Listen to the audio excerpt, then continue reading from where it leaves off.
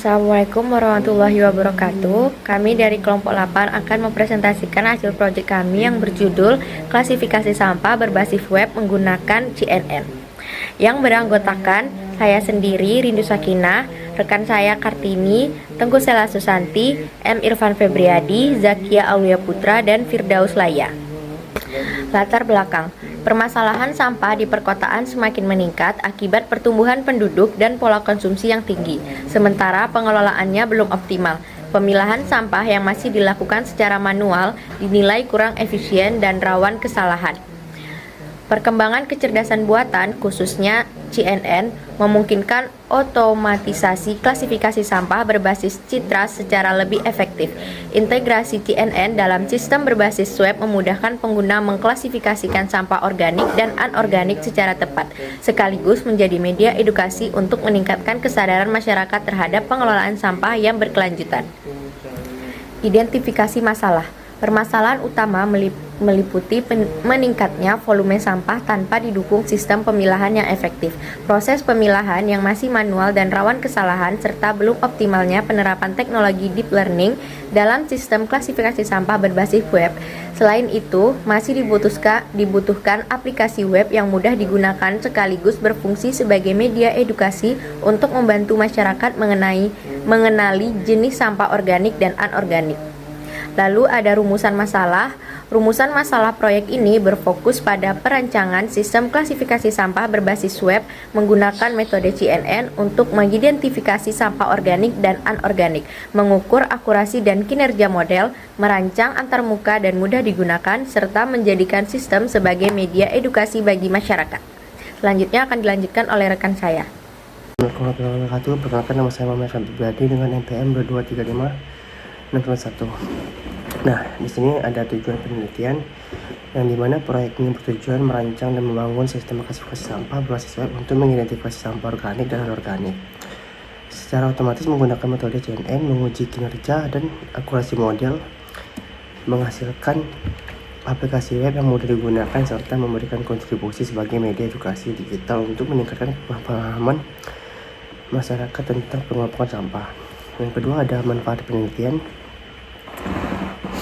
Proyek ini bertujuan untuk merancang dan membangun sistem klasifikasi sampah berbasis web yang mudah diidentifikasi sebagai anorganik dan organik secara otomatis menggunakan metode CNN, menguji kinerja serta tingkat akurasi model dalam klasifikasi sampah citra, menghasilkan aplikasi web yang mudah digunakan dan kontribusi sebagai media edukasi digital untuk meningkatkan pemahaman masyarakat tentang pengelolaan sampah. Selanjutnya ada landasan teori. Yang pertama ada landasan teori. Penelitian ini menjadi dasar konseptual pengembangan sistem klasifikasi sampah berbasis web mencakup pengolahan sampah kecerdasan buatan dan pemanfaatan deep learning dalam pengolahan citra digital. Aplikasi berbasis web memungkinkan sistem diakses dengan mudah dan praktis melalui perambatan tanpa instalasi tambahan seperti computer vision, pengolahan citra, deep learning, dan convolutional neural network (CNN). Nah, di sini ada kerangka pemikiran. Yang pertama ada identifikasi sampah. Nah, identifikasi permasalahan sampah. Yang pertama ada tahap awal menemukan masalah sampah, yaitu banyak jenis sampah yang sulit dipilah secara manual. Yang kedua ada tahapan penelitian, solusi klasifikasi sampah otomatis. Setelah masalah diketahui, ditentukan solusinya. Contoh, membuat sistem klasifikasi sampah dengan otomatis. Tujuannya agar komputer bisa mengenali jenis sampah dari gambar. Yang ketiga ada proses pengolahan menggunakan CNN.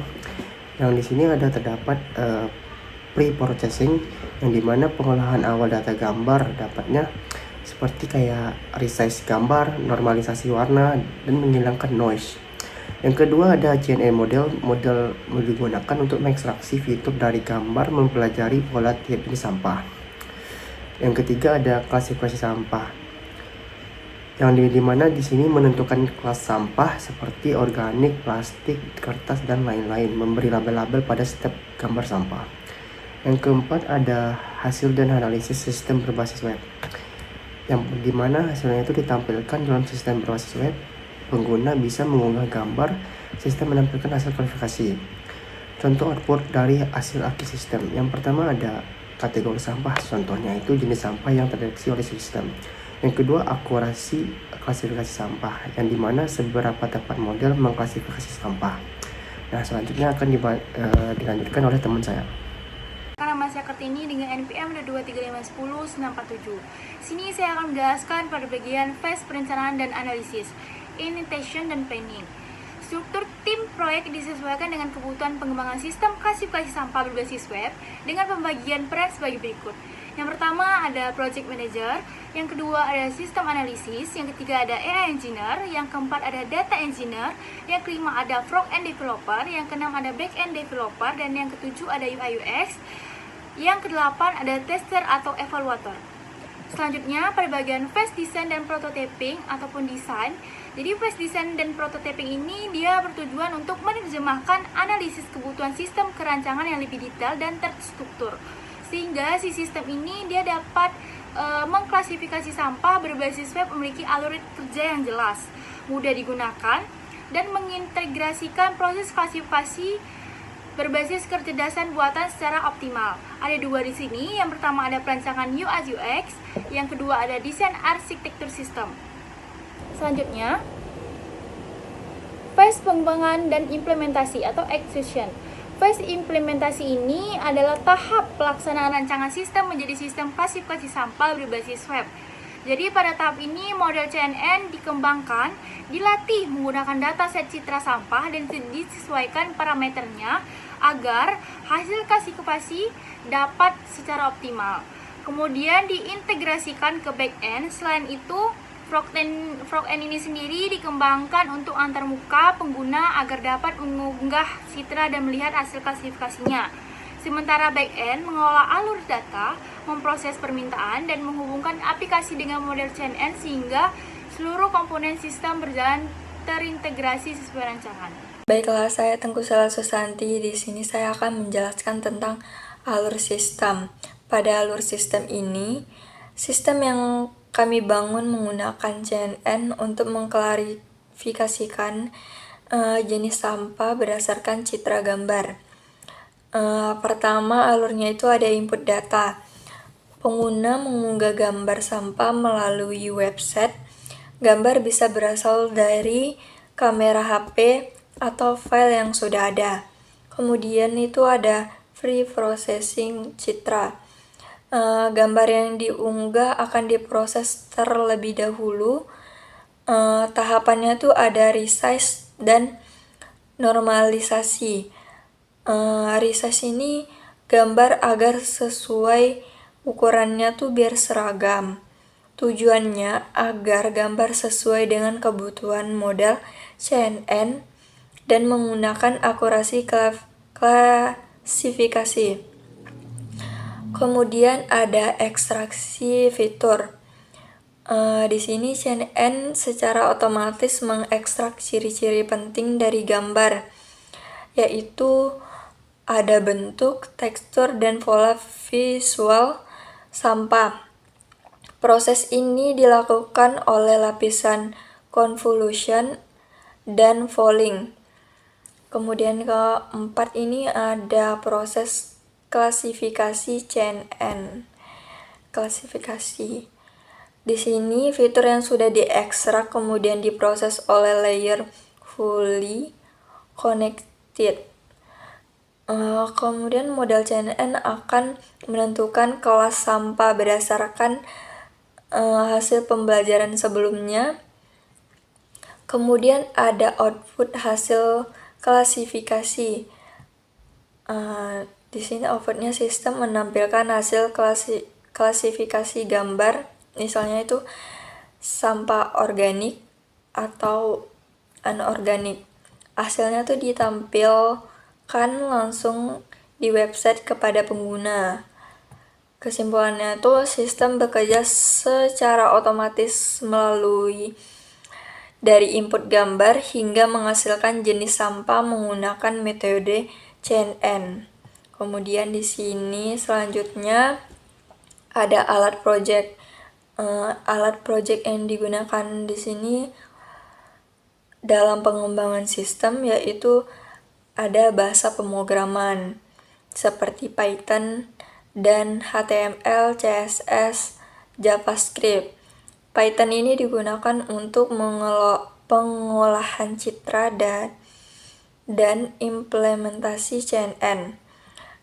Kalau bagian HTML, CSS, dan JavaScript ini digunakan untuk membangun tampilan website. Kemudian ada framework atau bisa dibilang dengan library. Di sini ada TensorFlow. Ini tuh untuk membangun dan melatih model CNN. Flash, ada Flash di sini sebagai back-end website yang menghubungkan model dengan tampilan website. Kemudian ada tool pendukung, yaitu ada dataset citra gambar sampah sebagai data latih atau data uji. Ada browser sebagai media akses website. Kemudian dilanjut dengan tahapan project. Tahapan project ini dilakukan secara bertahap agar sistem dapat berjalan dengan baik. Pertama, ada pengumpulan data citra sampah. Mengumpulkan dataset gambar sampah organik dan anorganik. Data digunakan sebagai data latih atau bisa dibilang dengan data uji. Kualitas dan jumlah data sangat berpengaruh terhadap akurasi model CNN. Selanjutnya, kedua adalah pengembangan website berbasis input gambar. Membuat website ini memungkinkan pengguna itu mengunggah gambar sampah, melihat hasil klasifikasinya. Kemudian website ini terintegrasi langsung dengan model CNN. Kemudian hasil klasifikasi ditampilkan secara real time. Tujuan tahap ini adalah menghasilkan sistem yang tidak hanya cerdas secara algoritma, tetapi juga mudah digunakan oleh pengguna. Baiklah, perkenalkan nama saya Firdaus Laya, NPM 223510262. Nah, di sini saya akan melanjutkan presentasi dari rekan saya, di mana saya akan menjelaskan bagian tampilan UI atau desain UI pada proyek kami ini. Nah, sebelum saya akan menjelaskan tampilan UI-nya, desain UI-nya, di sini saya akan menjelaskan dulu klasifikasi sampahnya, yaitu sistem klasifikasi sampahnya itu yang berbasis AI. Nah, di mana seperti yang kita lihat ini, di sini tampilannya itu menunjukkan antarmuka sistem di balik layar atau versi web saat memproses data. Nah, dia akan seperti ini jika kita menggunakan proyek kami ini menggunakan webnya untuk memilah sampahnya atau mengklasifikasi sampahnya. Nah, sistem klasifikasi berbasis AI ini akan bekerja di balik layar dan memproses data. Nah, seperti yang kita lihat ini, eh, pada identitas sistemnya itu bertajuk AI Classification System, yaitu secara spesifik menggunakan model machine learning untuk membedakan sampah organik dan anorganik. Nah, kemudian dapat kita lihat bahwa pada sistem klasifikasi berbasis AI ini, sistemnya itu dapat kita lihat sudah berjalan 100% atau successfully yang artinya sudah dapat berjalan dengan apa sudah siap untuk dijalankan atau sudah siap untuk bekerja. Nah, kemudian di sini juga terdapat yaitu di mana tampilan analisis atau hasil klasifikasinya, di mana pada tampilan ini gambar ini menunjukkan bagaimana data hasil yang dipindai oleh sistem AI tadi dan disajikan kembali kepada pengguna secara informatif. Secara informatif itu secara transparan dia akan menampilkan hasilnya setelah kita melakukan klasifikasi sampah tadi. Nah, pada input dan prediksinya itu mengunggah gambar, contohnya kita klasifikasi, kita masukin sampah organik yang kita klasifikasi, atau kita masukin gambar tisu atau kertas. Nah, sistem akan memberikan label organik dengan tingkat kepercayaan atau confidence-nya yang sangat tinggi, yaitu 99,6%. Nah, ini dia 99,60% yang confidence-nya. Nah, eh, dapat kita dapat kita ketahui bahwa ini berjalan hampir 100%. Dia AI-nya itu dapat memindai eh, sampah yang kita masukkan untuk kita klasifikasi. Nah, kemudian sini juga ada detail analisis. Nah, di mana pada detail analisis ini visualisasi datanya menggunakan bar chart yang secara horizontal menunjukkan perbandingan probabilitas antara kategori organik dan anorganik. Nah, di mana yang organik itu dia 99% dan yang eh, anorganiknya 0,4%. Nah, ini memberikan transparansi mengenai cara kerja AI dalam mengambil keputusan klasifikasi sampah ini.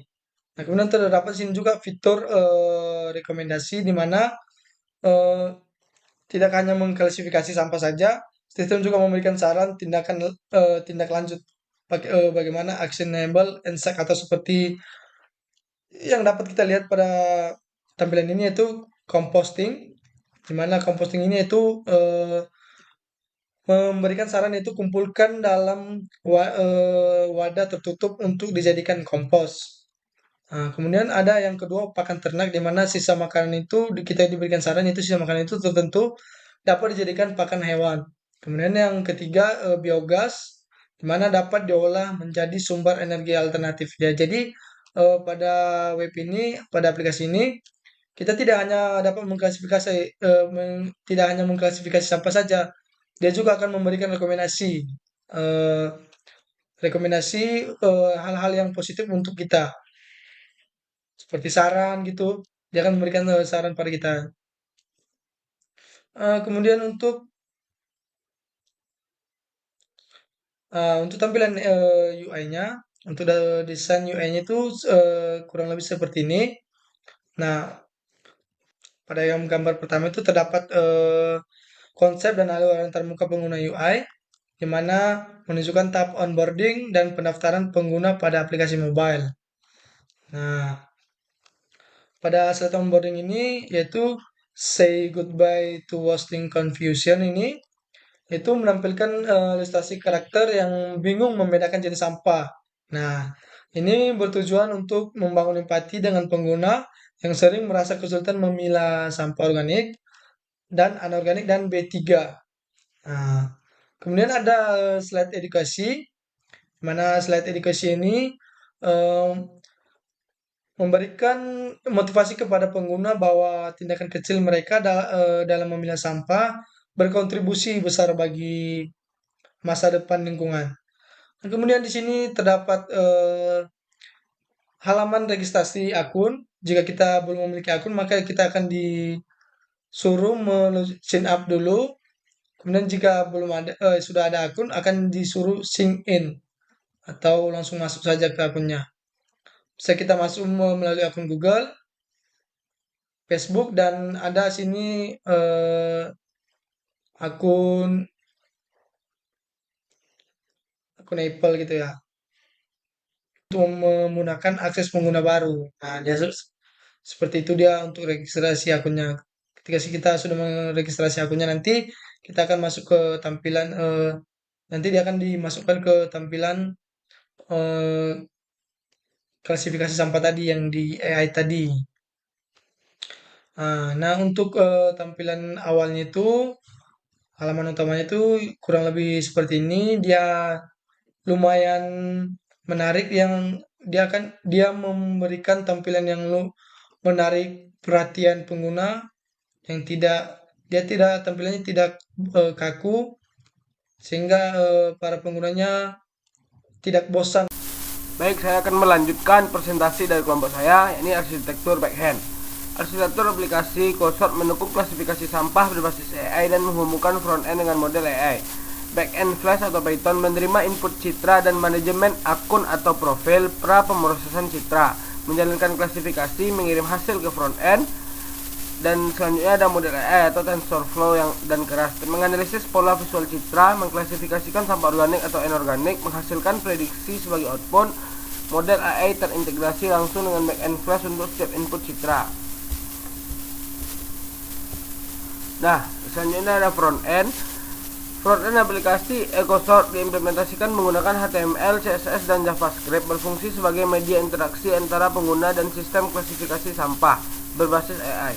Front-end menyediakan fitur citra menggunakan JavaScript untuk mengirim data ke back-end melalui HTTP, serta HTML dan CSS untuk membangun struktur dan tampilan antarmuka.